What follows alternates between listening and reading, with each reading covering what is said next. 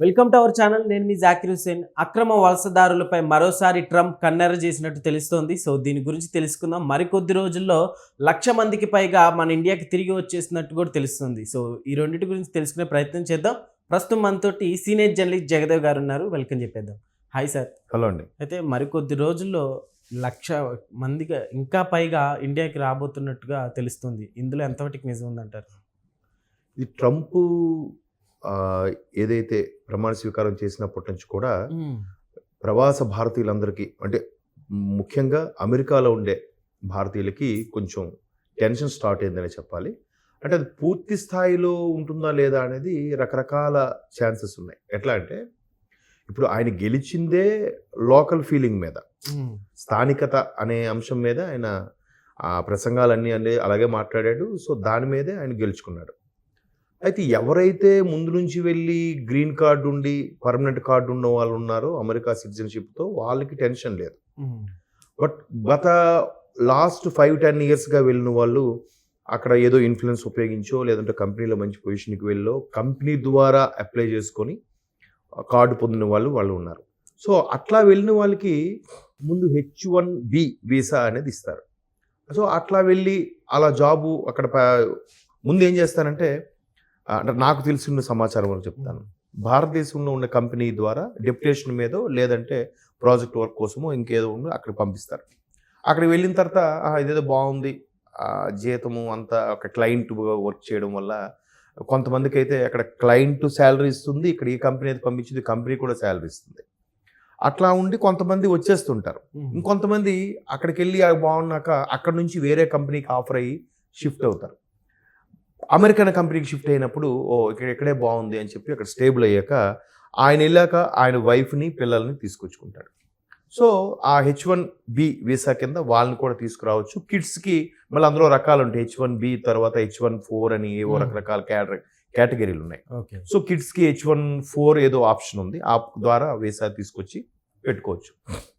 అలాగే వెళ్ళిన వాళ్ళకి ఇప్పుడు ఎవరైతే కిడ్స్ 21 సంవత్సరాల లోపల వెళ్ళి ఎవరైతే ఉన్నారో వాళ్ళు అక్కడే చదువుకున్నారు. 21 ఏళ్ళు నిండిపోయిన తర్వాత ఆ కిడ్స్కి ఇంకా అది వర్తించదు, ఆ H1-4 వీసా అనేది. సో అప్పుడు వాళ్ళు మళ్ళీ వీసాకి అప్లై చేసుకుంటే మినిమం 2 years పడుతుందంట. సో ఈలోగా వాళ్ళు ఇండియాకి పంపించడమా, లేదంటే ఇండియా ఏ కంట్రీతో ఆ కంట్రీకి పంపించే పరిస్థితి వస్తుంది. అలాగా ఇప్పుడు ఎక్కడెక్కడ అవకాశాలు ఉన్నాయా అవన్నీ కూడా అమెరికన్ గవర్నమెంట్ ట్రై చేస్తుంది. ఇలా ట్రై చేసినప్పుడు కొంతమంది కోర్టులు కూడా అపీల్ చేసుకున్నారు. అపీల్ చేసుకుంటే కోర్టులు ఎట్లా ఎవరెవరైతే వర్క్ పర్మిట్ మీద వచ్చి తర్వాత వాళ్ళ ఫ్యామిలీని కూడా తీసుకొచ్చుకొని పర్మనెంట్గా చేసుకున్నారో, అక్కడ పిల్లలకు విషయం వచ్చేసరికి ఎవరైతే 21 సంవత్సరాలు దాటి ఉన్నారో వాళ్ళకి కోర్టు మాత్రం పర్మిషన్ ఇవ్వట్లేదు. కాకపోతే కొన్నిటికి ఉంది. ఇప్పుడు ఆ దేశంలో పుట్టిన వాళ్ళకి ఖచ్చితంగా ఆ అమెరికన్ సిటిజన్షిప్ అనేది వర్తిస్తుంది. ఆల్రెడీ వైఫ్ అండ్ హస్బెండ్ వెళ్ళారు, అక్కడే కిడ్స్ పుట్టారు అనుకోండి, వాళ్ళకి టెన్షన్ లేదు. సో అలా కాకుండా ఇక్కడ ఆల్రెడీ కిడ్స్ పుట్టిన తర్వాత వెళ్ళి అక్కడ సెటిల్ అవ్వాలనుకున్న వాళ్ళకి మాత్రం ఈ 21 years తర్వాత వచ్చేది అదొక ఇబ్బంది ఉంది. సో అది కూడా మొన్న ట్రంప్ ఆ ప్రయత్నం కూడా చేశారు. ఫిబ్రవరి లోపు ఇక్కడ అమెరికాలో పుట్టిన వాళ్ళకే సిటిజన్షిప్ వర్తిస్తుంది, ఫిబ్రవరి తర్వాత పుట్టిన వాళ్ళకి ఫిబ్రవరి 15 తర్వాత సంథింగ్ మంత్ ఎండింగ్ తర్వాత ఒక చిన్న రూల్ పాస్ చేశాడు ఆయన. సో దాని మీద కూడా కొంతమంది కోర్టుకు వెళ్ళారు. కోర్టుకు వెళ్తే కోర్టు అలా కాదు, ఇది వర్తిస్తుంది, అమెరికా గడ్డ మీద పుట్టిన ప్రతి ఒక్కడు అమెరికన్ సిటిజనే అవుతాడు. సో అని కోర్టు అక్షింతలు వేసింది. సో అట్లాంటి కొన్ని దగ్గరలో ఎప్పుడైతే ట్రంప్ గవర్నమెంట్కి అక్షింతలు వేసిందో, మిగతా ఇలాంటి ఎక్కడెక్కడ ఛాన్స్ 21 ఏళ్ళు నిండిపోయిన వాళ్ళకి, వర్క్ పర్మిట్ మీద వచ్చిన వాళ్ళకి, చదువు కోసం వచ్చిన వాళ్ళకి, వీళ్ళందరికీ కూడా టైట్ చేసేస్తుంది. ఎక్కడైతే ఆ వీసా పర్మిషన్ అయిపోయిందో మరుక్షణం నెక్స్ట్ డే అది ఇంపాక్ట్గా అయ్యి వాళ్ళు ఎక్కడెక్కడ చెక్ చేస్తున్నారో వాళ్ళందరికీ కూడా ఇమీడియట్గా అయితే ఫైన్ వేయడం, లేదా అరెస్ట్ చేయడం, లేదంటే ఇమీడియట్గా యుద్ధ ప్రాతిపదికన మీ దేశాన్ని మీరు వెళ్ళిపోండి అనేలా కూడా హుకుం జారీ చేస్తుంది. సో ఇవన్నీ కూడా తలకాయ నొప్పే. ఇప్పుడు మొన్న ఏదైతే స్వీడన్ సంబంధించి జెలెన్స్కీతో చర్చలు కూడా చాలా సఫలీకృతం అవలే, సీరియస్ అయిపోయాడంట ఆయన.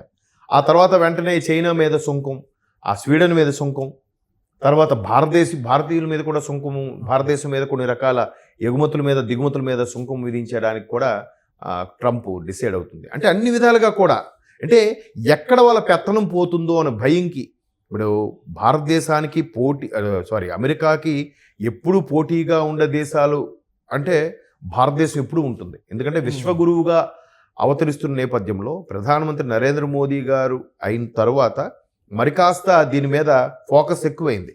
భారతదేశం అన్ని దేశాలతో, ప్రపంచ దేశాలతో సయోధ్యగా సఖ్యతగా ఉండడం, ఈవెన్ ఐక్యరాజ్య సమితి కూడా శాశ్వత సభ్యత్వం కోసం మిగతా దేశాలు, చాలా దేశాలు సపోర్ట్ ఇవ్వడం భారతదేశానికి. ఇట్లాంటి అన్ని నేపథ్యంలో అయ్యో భారతదేశం మనకు పోటీ వస్తుంది. పైగా ప్రపంచంలోనే అత్యధిక యువత ఉన్న దేశం కూడా భారతదేశమే. చైనా మనం దాటేసాం జనాభాలో, బట్ చైనా మనంత జనాభా ఉన్నప్పటికీ చైనాలో వృద్ధుల సంఖ్య ఎక్కువ ఉందంట యూత్ సంఖ్య కన్నా. సో ప్రపంచానికి యూత్ని ఎక్కువగా సప్లై చేసేది భారతదేశమే. మార్కెట్ కూడా భారతదేశ మార్కెటే పెద్దది. సో అందుకు భారత్తో డీల్ చేయాలంటే చాలా జాగ్రత్తగా డీల్ చేయాలని ఇట్లాంటివన్నీ పెడుతున్నారు. ఇప్పటికే అమెరికాలో ఉండే సుమారుగా 32-33 కోట్ల జనాభాలో ఒక 55 లక్షల వరకు భారతీయులు ఉన్నారు. ఈ 55 లక్షల్లో 12-13 లక్షల మంది తెలుగు వాళ్ళే ఉన్నారండి. 12-13 లక్షల వరకు తెలుగు వాళ్ళు ఉన్నారు. అంటే చూడండి ఎంత మన వాళ్ళు. అలా కాకుండా ఇవాళ గూగుల్ తీసుకోండి, మైక్రోసాఫ్ట్ తీసుకోండి, చాలా పెద్ద పెద్ద కంపెనీలకు కూడా, యూట్యూబ్ రీసెంట్గా దానికి కూడా ప్రవాస భారతీయులే సిఇఓలుగా ఉన్నారు. అంటే భారత సంతతికి చెందిన వాళ్ళే సిఇఓలుగాను, చీఫ్ ఆఫీసర్ గాను ఉంటున్నారు. సో ఇదంతా భారతదేశం యొక్క ఎక్కువగా ప్రభావం అవుతుంది కాబట్టి అక్కడ కూడా కొంతమంది నల్లజాతీయులు ఇది తట్టుకోలేక మన వాళ్ళని చంపేస్తున్నారు కూడా. ఇప్పుడు కొంచెం ఇబ్బంది గన్ కల్చర్ అది ఎక్కువ. ఆ మధ్యన నిజామాబాద్లో ఎవరో మెడికల్ షాప్ పెట్టుకున్న అతను, ఆయన చనిపోయాడు. తర్వాత కేరళకు చెందిన ఒక స్టూడెంట్ని చంపేశారు. తర్వాత బెంగళూరుకు సంబంధించిన ఒక అమ్మాయిని చంపేశారు. అంటే ఈ చంపడానికి కారకమైనది కూడా నల్లజాతీయులే. వాళ్ళు వేరే జాతుల యొక్క గొప్పతనాన్ని, పెత్తనాన్ని తట్టుకోలేరు. ఎవరైనా అంతే కదా. ఇది ఎక్కడి నుంచి వచ్చి మన మీద అజమాయిషి మనతో పాటు సమానంగా ఇది చేస్తున్నాడేంట్రా అని.